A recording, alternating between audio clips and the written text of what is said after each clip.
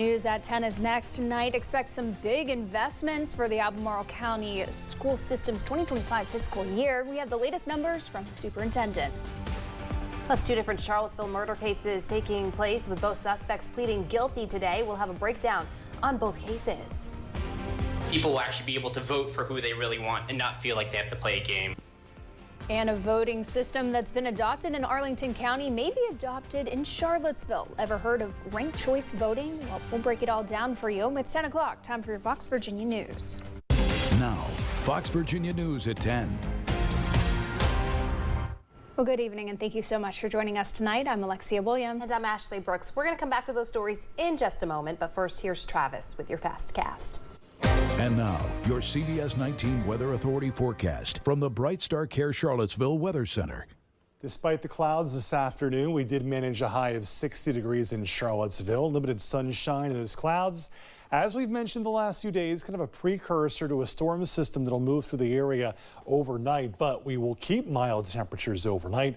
And really, the numbers we have now very close to our overnight lows. 46 in Charlottesville, 52 at the lake, 54 in Dillwind, a little cooler north of Charlottesville with 38 in Standardsville and 43s in Orange and Culpeper. So the rain already edging into the region, though it might take a while to get to the city of Charlottesville. And a lot of what you see to our west, that's going to evaporate and fizzle out. So when all's said and done between now and noon tomorrow, well, we're lucky if we see a 1/10 of an inch of rain. Some places may be totally dry.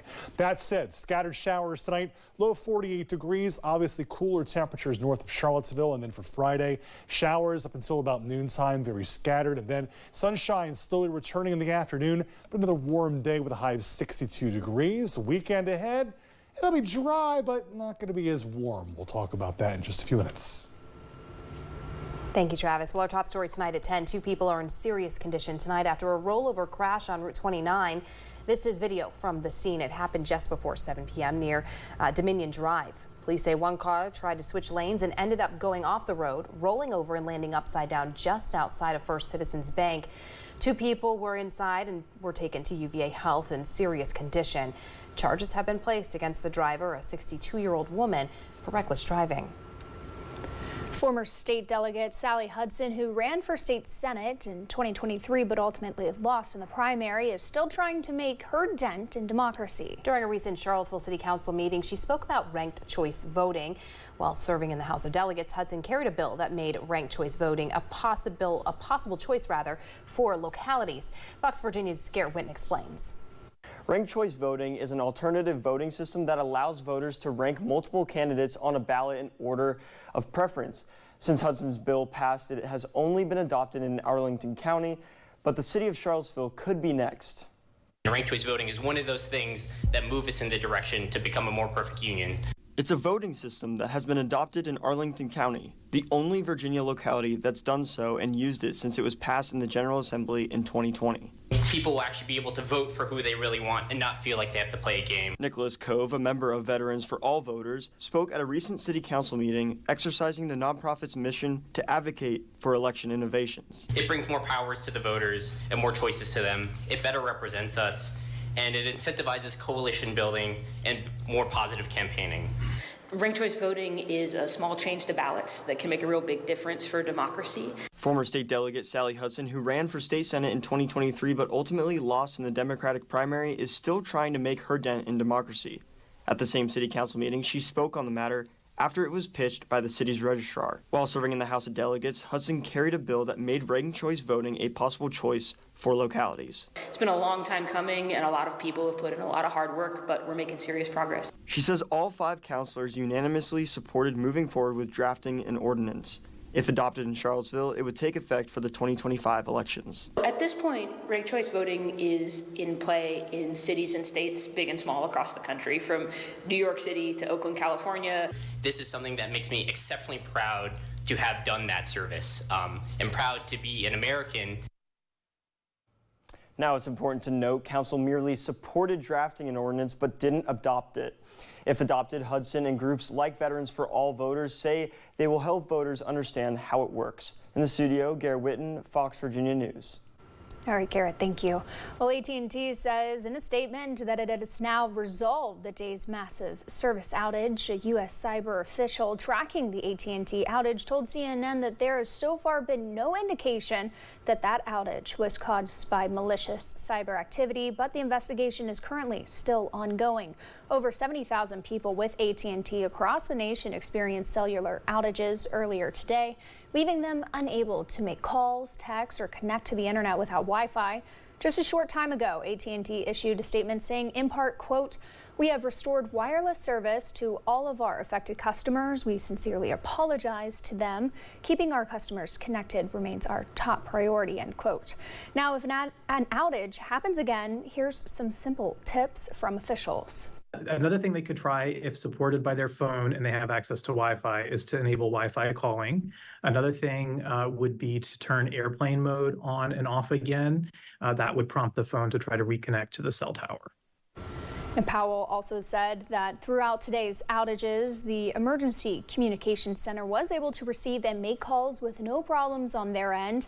And they want to remind the public to not test call 911 to see if their cell service is working. Two suspects in two different Charlottesville murder cases pleading guilty today. Both murders happened in March of last year. Our Fox Virginia's Felicity Taylor was inside the courtroom and has the latest on these cases. LaCorey Raekwon Brooks pleaded guilty to second-degree murder and using a firearm in commission of a felony in the murder of Cody Smith. It happened in the alleyway off of Elliewood Avenue behind the popular UVA corner just before 2 a.m. on March 18, 2023. Prosecutors say Brooks was at the Biltmore bar with his then-girlfriend when they ran into Smith. They say Smith and Brooks knew each other well, and Smith had dated Brooks's girlfriend while the two had split for a short time a couple years ago. Brooks's attorney says Smith said something aggressive to Brooks's girlfriend while they were all walking to their cars. Surveillance video showed in the courtroom, then showed Brooks running up behind Smith and shooting him in the back of the head. Police found 9 shell casings at the scene. Brooks faces up to 43 years in prison and will be sentenced in July. The second guilty plea on Thursday came from Orlando Allen. He admitted to second-degree murder and using a firearm in a felony in the murder of Justice Kallel. It happened on March 4th, 2023 at the Sunshine Mini Mart on Cherry Avenue. Police say Kallel was inside the Mini Mart when Allen walked in with another person and then assaulted and shot Kallel. Allen is also facing up to 43 years in prison. He'll be sentenced in May. Police say the other person who shot Kallel is Nazir Floyd McGee. He has a jury trial scheduled in April. Felicity Taylor, Fox Virginia News. The Piedmont Botanical Garden is making their final finishes of their stream restoration project. This project started all the way back in 2018, but construction didn't start until this past September. Before this project, this creek was swarmed by invasive plants, and much of the wildlife couldn't live there because of the poor soil quality. Well, this project is to help bring back native plants as well as native wildlife across the creek. Jill Trishman-Marks, the executive director of the Botanical Gardens, is excited about next week because that's when they plan on finding homes for the native plants. We're really looking forward to next week when we will be laying out the location of all the plants that will be planted to stabilize this work.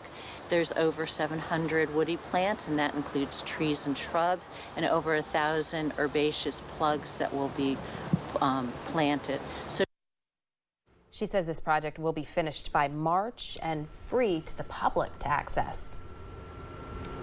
Albemarle County looking to make some big investments into the school system in 2025. The superintendent says that the main focus of his new budget proposal is the educators themselves. Our Fox Virginia's Sarah Allen has that story. When I look at the budget, it's not just about numbers. I see individual people who make our schools and departments thrive. 71% of the proposed budget from ACPS is prioritizing instruction, including teacher pay. Haas says the goal is to increase pay by 3% to offer wages in the 60th percentile in a market that includes competing school systems, such as Prince William and Henrico County. That's what this whole process is really all about, is funding people so that they can work directly with our students and families to help them be successful. Also within that 71% is funding 27 new social emotional support coaches for students who are in need of mental health services. The fact is that when you can bring those stress levels down for students, you're cutting into that suicide ideation. Students are getting back to doing things that make them happy. Happier and safer. Haas plans to dedicate funds improving overall mental health services and security measures, including cameras in the schools. But there's a catch. Right now, his budget adds up to $273 million, while anticipating funding for the schools is only $260 million. That's a gap of $13 million.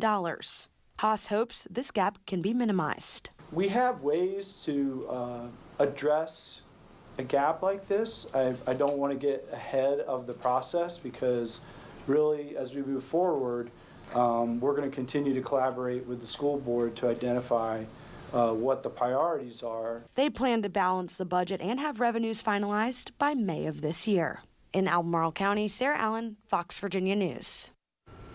Well, a Charlottesville dog is nominated for a big award rather. It's called America's Favorite Dog. Winston is a 4-year-old Basset Hound and Dachshund mix that was rescued from the Southeastern Basset Rescue in South Carolina. He was being fostered in North Carolina and then was adopted by Christina Matheson. Winston is very calm, very sweet, loves people and animals. Now, while winning the contest and the $10,000 prize would be great, Matheson and Winston hope that his presence will raise awareness about rescuing dogs just like him. I entered him in the contest because he hasn't had the best life. He's had sort of a sad life. No one's ever really loved him like I have. And if I got the $10,000, I would put it towards making sure that he has the best life ever, all the toys that he could ever want, and probably save, some for a rainy day. I love that, and he's going to be spoiled for sure. Now, some special qualities about Winston are his tuxedo coat, his love for true crime shows, and he also loves to meet and make new friends. Voting ends tonight, and you can vote for Winston by visiting our website. I know I'll be voting for him. Look at that cute little face. I love that. I think that was AJ petting him. Love it. Well, after more than 50 years, the U.S. has finally landed a spacecraft on the moon. More ahead on today's historic moon landing. We'll have that after a check on your local weather authority forecast with Travis. Ground control to Major Tom back here on Earth. Temperatures cooling for the weekend and a little bit of rain tomorrow morning. Next week, though, very spring-like. We'll give you the forecast and more right after this.